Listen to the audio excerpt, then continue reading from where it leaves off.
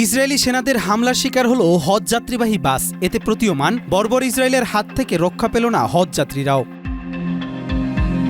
অধিকৃত পশ্চিম তীরের জেনিনে হজ পালনে যাত্রারত ফিলিস্তিনি নাগরিকদের বহনকারী একটি বাসে হামলা চালিয়েছে বর্বর ইসরায়েলি বাহিনী। গুরুত্বপূর্ণ স্থানে অভিযান চালানোর সময় এই হামলার ঘটনা ঘটে বলে জানিয়েছেন তুর্কি সংবাদ মাধ্যম আনাদোলু। ঘটনাটি ঘটে জেনিন গভর্নরেট ভবনের সামনে, যেখানে হজ যাত্রীদের বাসটি অপেক্ষমান অবস্থায় ছিল। বাসটিতে থাকা যাত্রীরা কারাম সীমান্ত পেরিয়ে জর্ডানের পথে রওনা দিচ্ছিলেন সৌদি আরবে পবিত্র হজ পালনের উদ্দেশ্যে। বাসের অধিকাংশ যাত্রী ছিলেন বয়সে প্রবীণ ও শারীরিকভাবে দুর্বল। ফিলিস্তিনি বার্তা সংস্থা ওয়াফার দাবি, একটি ইসরায়েলি সামরিক যান পরিকল্পিতভাবে বাসটিকে ধাক্কা দেয়। ঘটনাটিকে ইচ্ছাকৃতভাবে আক্রমণ হিসেবে বর্ণনা করেছেন জেনিনের ডেপুটি গভর্নর মানসুর আল সাদি। তিনি বলেন, প্রবীণ ও অসুস্থ হজযাত্রীরা এতে চরম ভীত ও আতঙ্কিত হয়ে পড়েছেন। কবির চৌধুরী, জয়, মাই টিভি।